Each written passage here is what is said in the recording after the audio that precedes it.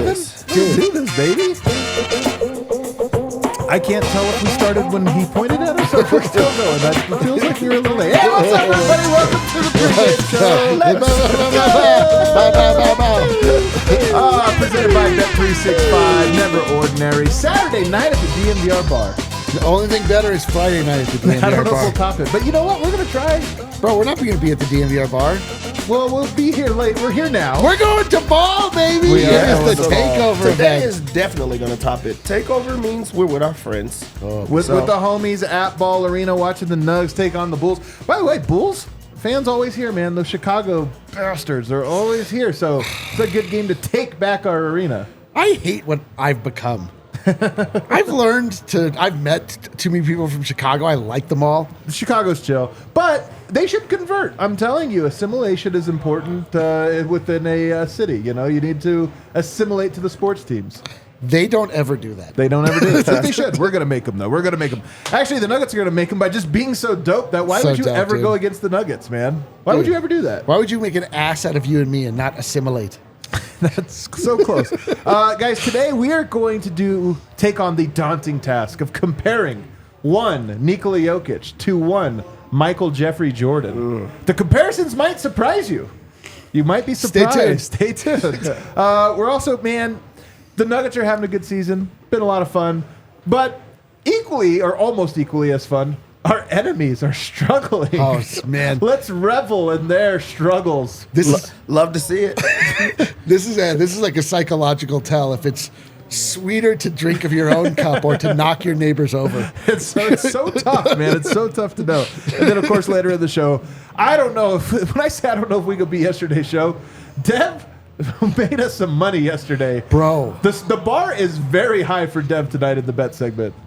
I don't know if I can top that, but I'm going to try my damn best. That's what I'm going to do. I like winning. Let's keep the winning train, the gravy train going. All right, here's the panel today. Rock, man, you know it's a big night when you rock the Serbia coat. Yeah, dude. I'll be wearing this the day I'm buried, the day I'm married. This is my official. This is the nicest thing I own. Yeah, you should be buried in that, honestly. I'm hoping it's tonight. I hope so as well. And then over there, always looking fly, Superstar Dev. I got a question for you. When we go to ball, will you be excited if you see CHGO gear? Oh, that's a good question. Remember when I let in about how much I hate what I've become? Yeah. Is this what you're going to be very proud? Yes. No, I don't even know, dude. I'm just like what if like a guy wearing a CHGO shirt like dumps? It turns into that meme where like there's a scene where they're in a fight with a Nuggets fan. Okay. You know, like the guy with the two watches doing the Shador to somebody, and that CHGO guy punches him out. Well, we'll hope that doesn't happen. The Nuggets are taking on the lowly Bulls, but it's a trap game. This is the 5th game in 7 nights. This is a second night of a back-to-back. This is the hangover after an emotional in-season tournament win. The emotional hangover that's the key here. How can you get so as high as you were yesterday with that court and everything? But the Bulls aren't very good, guys. They kind of suck. They are 2-4. They've only got 2 wins. They lost to the Detroit Pistons this year once with Zach LaVine scoring 50 points in that game. They still lose to the lowly Pistons. Over 50. They have an overtime win against the Toronto Raptors. In overtime by 1 point. Not a great team, I don't believe. And they beat the Indiana Pacers kind of surprisingly. The Pacers only scored 105 that game. The Pacers scoring 130 a night. Only 105 that game, so take that for what you will. But let's not kid ourselves. They're not a great team. Yeah, I mean, we saw them in preseason twice for whatever that's worth. True. They're very familiar with each other, these teams. I mean, we actually know what they physically look like. This is a matchup, Dev, of 2 of the 3 slowest teams in the NBA. 28th and 29th slowest teams. Nobody wants to run, and second night of a back-to-back at altitude. Well, good thing that there's a Nikola Jokic on one side of this, because if that's the case, he's going to be able to feast and just do whatever he wants. Also, Denver is just great in the half-court offense. So that just works in their favor. On the flip side, DeMar DeRozan wants to shoot mid-range. Like, they have guys that want to get to that. So it's going to be like a comfort level. You're not going to see them getting blown out playing like that, but I think Denver has what it takes, especially on the second night of a back-to-back. I'm glad that they're playing a team like that instead of a team that's going to get out and run. That's true. That's a great point. Yeah, it is a great point. I mean, this is going to be a grinded-out game, and as you so astutely point out, like Nikola Jokic is really good when you play slow. He just destroys you. Like, he just outthinks you. He can turn it up. He can play fast, but like, Nikola Jokic is a chess player, man. But don't you think this has all the makings of a game? Like, I think the Nuggets win just because, guess what? It's at home, and Yoke's playing. Like, they almost always win. So I'm going to go ahead and go out on a limb and say I think they win tonight. But doesn't this have all the makings of a game that's like an ugly win? You're like, why was this game so close? I would say, yeah, if I didn't already see the opposing team have like a meeting, a team only, player only meeting so early in the season. Like, game number one. Things are clearly not great over there. So if it was another team, possibly. But, I mean, it's Chicago. Like, they're not horrible, but they're not good at all. So I think that they're just like some type of – they're okay. So, like, if you have a bad game, it's the second night of a back-to-back, you have that excuse in your back pocket. They are tiny also. So their starting backcourt the last couple games, Zach LaVine and Kobe White. Those are two offensive players. Slender in frame, both of them, very skinny guys.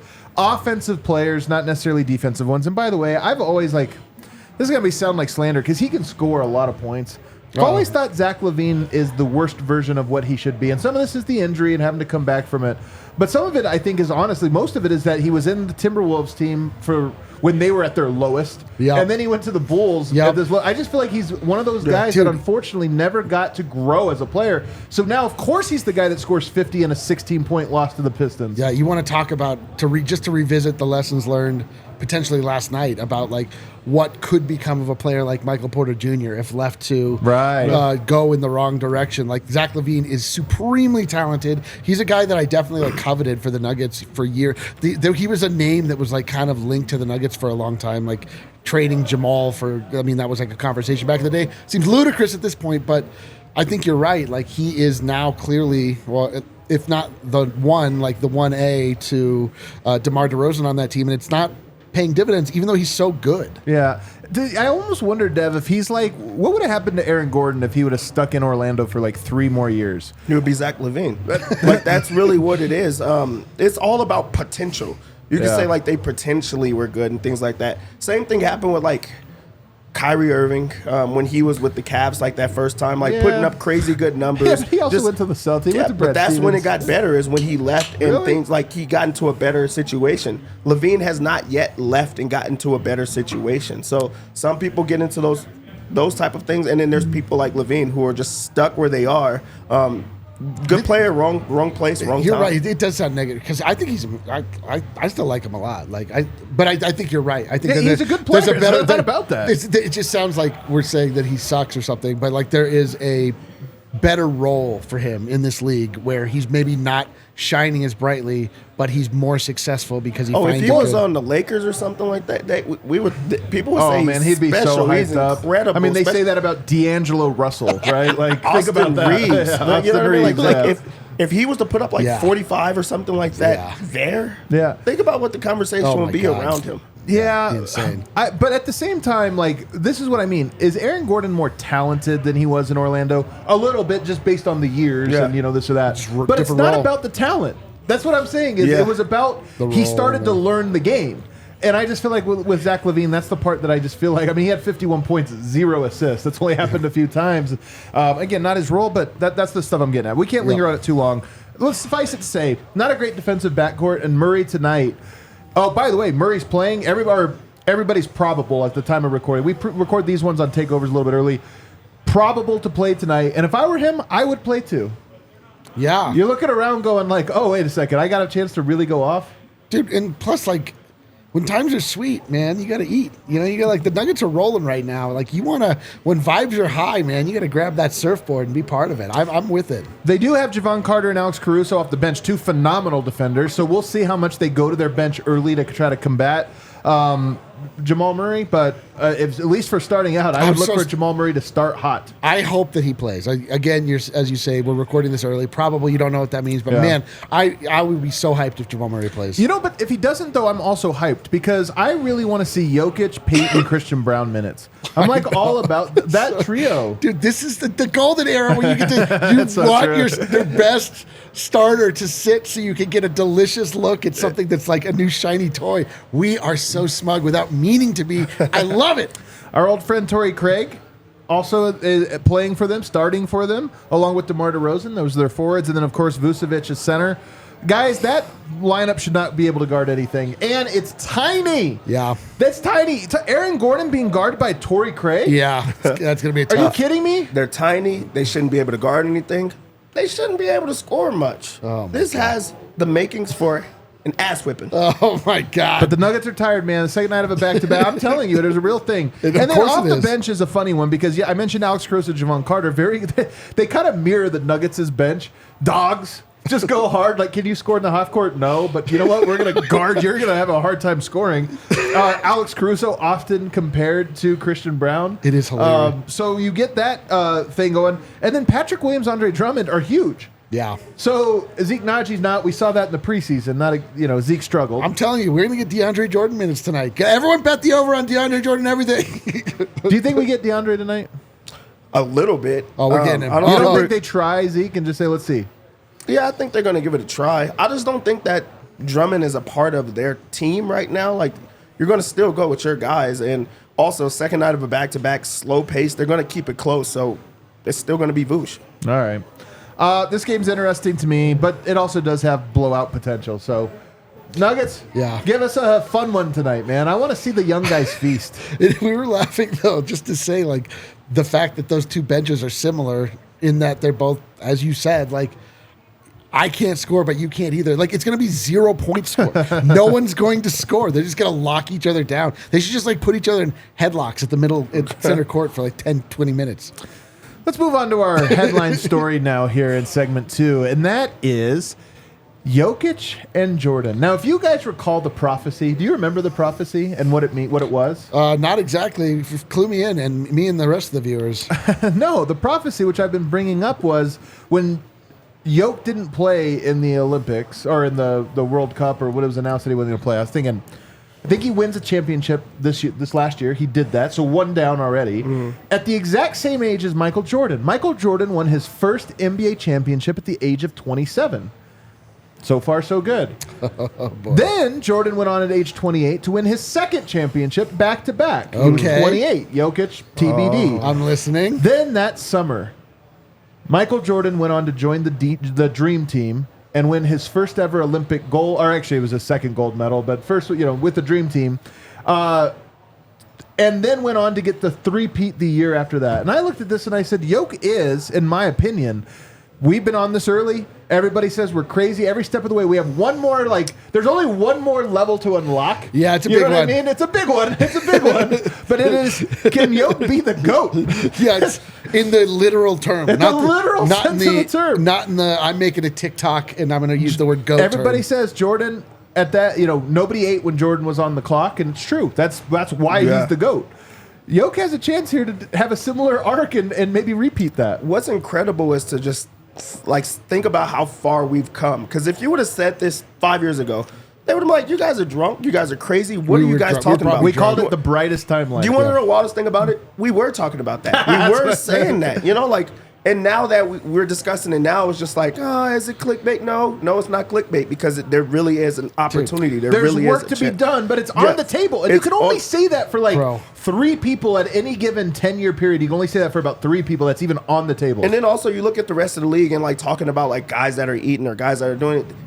When you look at the top 75 list that they just came out, a lot of those guys are still playing right now. And Jokic just got one and has the opportunity to run the table. He's top 2 player in the world now. And he has the opportunity to just really keep it going and really keep it pushing. So for him to be on that stretch and actually chasing what is, known as the GOAT, that just goes to tell you how dominant he truly is. It's hard to imagine. Think about Jokic is great, Jordan is great. Think about our arc. We could potentially go from homer to prophet. That's why we call it the prophecy, Eric.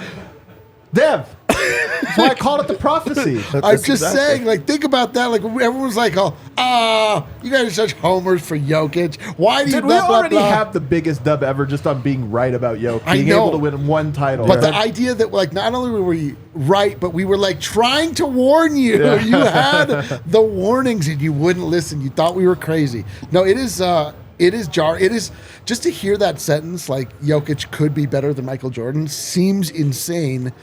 But there is a reason that you keep statistics, and it's to quantify what people do. And the statistics cannot count for everything, but when you look at them, they are jarring. Like, you can't believe how similar in some instances, how much better in some instances for Jokic. It's like, I don't know, man. I mean, look at us. Listen to this quote. The Joker is changing the game of basketball right before our very eyes, like Michael Jordan, Larry Bird, LeBron James, Steph Curry, Kobe Bryant, Kareem Abdul-Jabbar, Shaquille O'Neal. Guess who said that? Dev Johnson. Nope. Irvin Magic Johnson.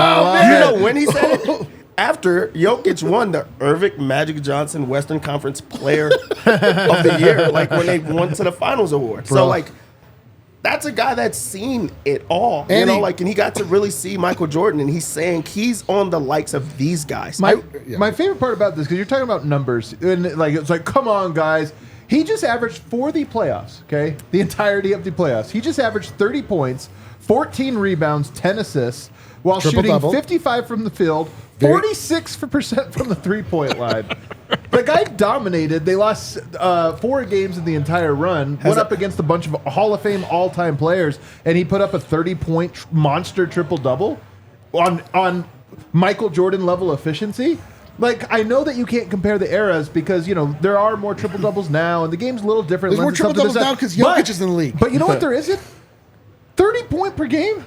30 points? Like, nobody talks about Jokic as an all-time great scorer, yet here we go through the playoffs, he does this. Some more numbers for you guys. This is why it's really hilarious. And you're right, numbers don't tell the whole story. We're not just numbers people. I'm barely a numbers Box person. plus minus currently has the #1 all-time player for career. Nikola Jokic #1, Michael Jordan #2. Explain to everybody what box plus minus is. A bunch of numbers, and you put them together, and they spit out one number. And he's the number Who's number He's one? the number one. He's number one. Then you go to PER, another thing that you put in a bunch of numbers and spits out another number, just for it to quantify. Michael Jordan has the edge in this one, 27.91 to 27.69. Right? Razor's edge. Then you go to win shares per 48. Both of those guys also at the top there. Jordan edges Jokic. So they are right there in the 3 main, like, catch-all metrics. They both won the title at 27. Guess how many MVPs Jokic has right now? 1. He's got 3. two MVPs. Guess how many Michael Jordan had at age 27? Exact same. He also had 2 MVPs. It's eerie. Jordan's first finals, he averaged 31 points. Jokic's first finals, he averaged 30 points. Dude, if anybody gives Jokic a baseball glove, I'll kill them. Jokic, 14 rebounds, 7 assists. Jordan, 7 rebounds, 11 assists. I'm telling you, man, these numbers are very eerie. They dominated their era. But here's the thing where everybody says I think the way that we're always right ahead of the curve on these types of things, here's another one we're ahead of the curve on. The thing Jordan has that Jokic did not have for much of the early part of his career was this sort of aura of being a guy that puts fear in you. Yep. Scary. He wants to rip your Psychological edge. Psychologically, that guy is a monster. Whereas Jokic doesn't even play basketball in the offseason. He doesn't like it. He's the jokester, and he does this and that. But we all are 2-3 years ahead of everybody else in recognizing the Jokic evolution. And I'm telling you, that man is becoming a monster. He is becoming a killer, and he is becoming mean. And he has this mean streak in him. Bro, consider what you're saying. Nikola Jokic, the reigning NBA champion, who was the MVP of the finals. Yeah. He was the back-to-back MVP the years leading up to that, is becoming a monster. Yeah, he's becoming a monster. It's true, He's though. not currently a monster. Jordan, like, he's going to get scarier, is what you're saying. That is terrifying. Jordan maybe had this for more of his career, maybe different arcs or whatever, but by the time they started winning, I just think that it is so underrated and underappreciated how much Jokic goes at guys right now and how much that he has the psychological advantage to a lot. I mean, what do you think AD thinks when he goes up against Jokic? Is he like, okay, I got this? Or do you think he's like, don't freaking get embarrassed tonight? I think Anthony Davis right now is looking at sweating bullets ahead of a Nuggets game. I think that there's a lot of people that's doing it because while we hear, well, we know most guys. Yeah. We know Lively is sweating but I was bullets. just about to say when we hear that, like all those comments, those are all coming from media. They don't come from players that are saying like he's a jokester or anything like that. It's not from like his competitors, people that he's going against. That's from people that's watching it on the other side. Nobody that's playing is calling Joker soft. Dude. Nobody that's playing is like calling him anything else besides a monster. And that's really what's pretty crazy when you think about it. When he first started, like it stopped maybe a year and a half ago, maybe 2 years ago, where they were just saying he's an analytical darling. Like that's all that it was calculator, analytics. blah, blah, blah. It was a No, 30 points in the finals. That's not that's not anything but. That is not anything about numbers. That is a killer. That is a guy that is destroying you. He does not care who is there. It doesn't matter if you're the defensive player of the year. Break it down, Einstein. It doesn't matter who you are. He is killing anybody that stands in his way. And it's just getting better now. It's just getting up. Yeah, I love it. So here's one thing I say, because I know people watch this don't have very good logical comprehension skills. Yeah, they're idiots. So I'm gonna say this. We're not saying Jokic is better than Michael Jordan. I'm saying that. Me, Eric Weedham, I'm saying that. But we're saying that he has it on the table still to become that caliber player. Yeah. He's early in his career. His best days appear to be happening right now and ahead of him. And he continues to get better and better and better. And I just look at it and I go, you know what? Why not? And more importantly, I would not have said this if it weren't for that last piece we talked about he just seems to have this drive that's growing over time, not weakening over time, but growing over time as he's like, I want more and more and more. Dude, those Jokic outbursts are getting more frequent and more ferocious, and they hint towards something more terrifying that lies at the bottom of the deep. Yeah. Like it's some straight Godzilla stuff, and it's going to be incredible to behold. Real quickly, let's shift to segment number 3. Some Schadenfreude. If you don't know, I don't know. You don't know. This is where you get to you revel a little in your enemies' downfall. Yeah, dude. It's called being a hater. Being a hater. I love laughing from the mountaintops. That is what I do. This is a little hater's ball. Guys, I don't know if you've been watching Around the Association lately. DeAndre Ayton's Blazers currently on a little 3-game win streak. Ayton's playing great. I saw a statistic today that said he had the 5th best defensive box plus minus. Defensively, guy's been a monster. Dominating. Dominating. He's been Many dominating. people have been calling him dominating lately. Everybody says it. Yusef Nurkic's Phoenix Suns? I want to make sure that I understand what you're saying. Yeah. You mean Yusef Nurkic, the guy that I saw comments saying that he was exactly the same as Nikola Jokic? I don't remember him saying that, but I've seen comments alleging as such. Somebody else saying it. Yeah, he knows That he's not. guy. Yeah, that's the guy. Those Suns, 3-game lose streak right now. 3-game losing streak. Same record. You know, these are teams that's very interesting to see the Suns and Blazers in the same little tier there. That's kind of a fun one. It's as fun as it gets. It's as fun as it gets. I think it's a little false because of some injury, but I don't care. Doesn't matter. It is. It's great to behold, and I want more of it, please. Ayton being great and the Suns being bad would actually be the single funniest thing that could happen. Everybody but Phoenix fans think that Ayton is pretty good. That's the thing. People just didn't want to work with him, I guess. Yeah, I guess. Yeah, well, he does seem like a little. His problem was just he was just too soft in big moments. But so they got Nurkic.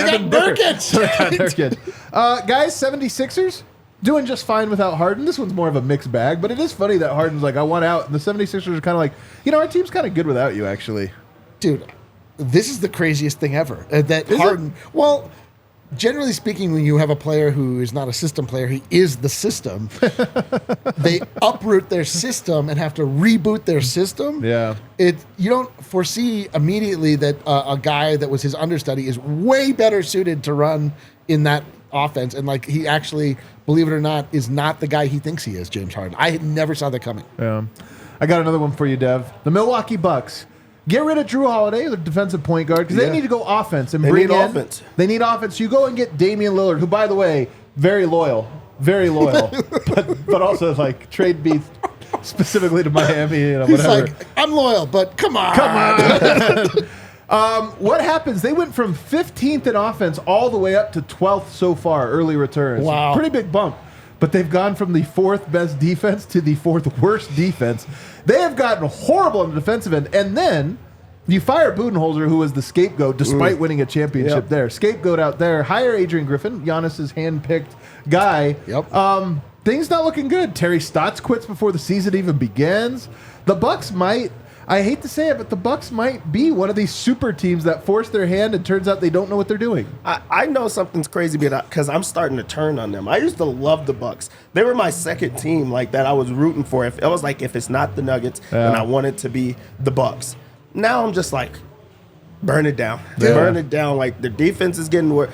Giannis does not look like he's playing with the same type of energy and competitiveness right now. They have not figured it out. Their bench is clearly worse. Drew Holiday he's great. Like, I don't know why people think he's not. He's great. I love it. I truly love it. Oh, it's great, man. I don't know. Like, I still don't, I mean, I'm a moron, but I still don't see how Giannis and Lillard are an unstoppable pick and roll. Like, Giannis cannot shoot a mid-range. Like, he can only finish at the rim. So that's why Jokic and Murray are unstoppable, because Jokic can finish anywhere. Like, he can be whatever. Anyway, that's so beautiful. Jordan Poole wanted his own team. He got it. And thinking he's going to show everybody become a star. Jordan Poole's the new JaVale McGee. Yeah. Everybody, and JaVale McGee did get misaligned where, like, he was goofy, but then everybody just would not take anything he did or said seriously. Jordan Poole's now become that to where he's not been great, but nobody notices any highlight except for the lowlights. That's the only thing that goes viral. He used to do it for the baddies, and now he's just doing it for bad plays. Like, plenty of them. Plenty of them. Dude, they should rename it Shaq in the Pool, dude. Oh, man. You guys, the Grizzlies, they're good in the West? Since saying that, things have just gone south. That was the worst all thing the way happened. Into this year where they are 0-5. That was the worst thing that happened to them. Things are not great. That was their pinnacle. Yeah. Good in the West, just like slowly fell apart. What did Bones always say? Jokic would come to him, just say, stay humble, stay humble. He's like, Bones, they hit all these threes, be all hyped. You'll be a stay humble, stay humble. Yoke knows, man. Stay humble. Yeah, but like you Not can't. us, though. Oh God! Well, you also can't teach humility. I've learned. Like, That's a great point. Telling somebody to stay humble is like telling someone to calm down. Yeah, okay. Like yeah. it never. They're like like whatever. Last one, and then we can go to Bet365. But Bones Highland wanted out, new opportunity, more minutes, and he just went to a team that traded for James Harden. Not sure he's going to get them in the Clippers. Dude, You're not rooting against him. This one doesn't play shade. I kind of think Bones has grown enough to where they're gonna have a hard time keeping him off the floor. Like, you don't think so? What makes you think that? Just, I don't mean like in the child to adult way. I mean, like, I think he's more confident playing. I think. The thing that you're not like thinking about, and what's funny, this is a double one. Westbrook was finally happy and playing good. He was finally happy. They brought in James Harden. No, Things I looked know. horrible when he walked into Maybe the I just locker maybe I room. just love Bones. Didn't look You happy. do. You love Bones. So now but- it's going to actually drop him behind two people that have the ball in their I don't hand. I just all the think time. I in my heart, I believe that he deserves to get NBA minutes. So perhaps I'm using my guiding light of what I think is the Because true he is north here. skilled. You're noticing his skill. He is skilled. That was never the problem. All right, let's open up the Bet365 app because we don't have a ton of time here. Yeah. We got about 4 minutes, Dev. We got more than that. They always go late. Yeah, You can always start this early. And too. the last thing I'll say, because it came up last night, the Mavs got worse on their if they were because favored and stuff Kyrie when came Kyrie back. got in. That is crazy to me. I still think that's funny. All right. Bet365 app. 9.5. 9.5 point favorites. Denver comes in as 9.5 point favorites, and it sounds like everyone is in as of right now. At least they're probable. So I do hope that they play because we'll be at the arena. So that's just going to be great. Let me give you a 5-pepper take. Oh baby. Denver is going to beat every single all-city team this year. They're going to go undefeated. I like it. Not one loss against those. I love that, dude. Just happening. We're gonna win the All-City Cup, dude. Exactly. The over-under in this game is at 214, and that's because they think the same thing as me. This is a munder. This is a munder game. So under 214 is going to happen. This is two defensive teams, slow teams that just have to figure it out. So I'm going to go under. Also, that I think that let's look over here. 202.5 is the Bulls team props. So I'm going to go under on their team props because I think a Munder's coming. You think I'm under? Oh, man, I'd love to be in the Munder Dome tonight. Yep. For Chicago, if there's one guy that has potential and can make things happen over there, it's not Zach LaVine. It's DeMar DeRozan, and his points are relatively low. Also, he knows how to operate in the half-court set in the slow pace. So 20 is his points. 19.5, he's going to get 20, I believe. I will take the under on LaVine at 26.5. Really? Yeah, he's inconsistent. He has a 50 ball, 7, 10, 8, 45. Like, that's just, it's not going to be us. It just won't be us. Now on to Denver. I like some of the same things that we saw last night, and I think that they're all going to hit again. Again, Bet365 has Jokic steals and blocks at 1.5. I'm going to hit that every single time that I see it. He could get it in blocks. He could get it in steals. He could do the same thing as last night where he gets one block, one steal. It's fun to watch, but it always happens. He's a cookie monster for a reason. It's going to happen. It's because he loves cookies. He is a cookie monster for a reason. Well, I forgot. Whatever. I think it's a Jamal day if he is playing.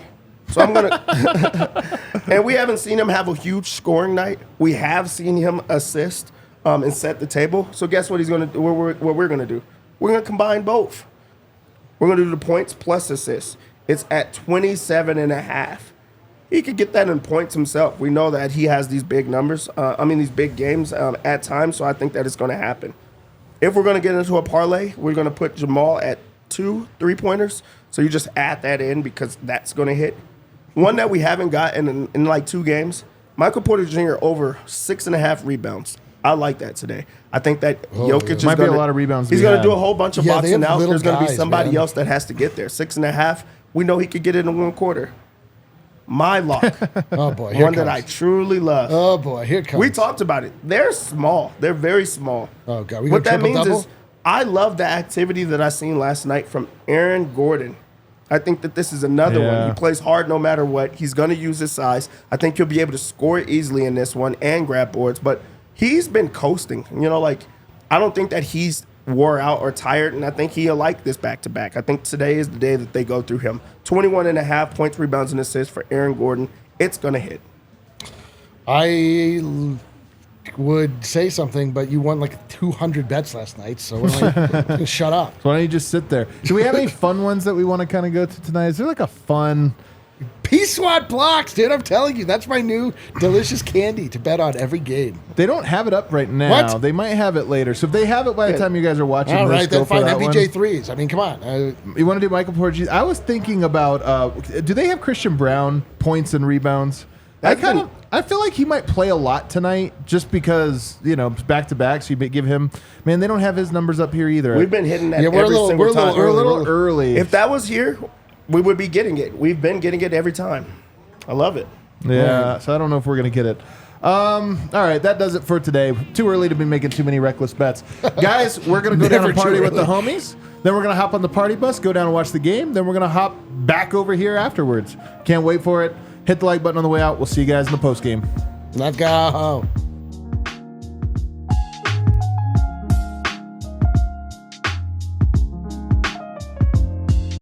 We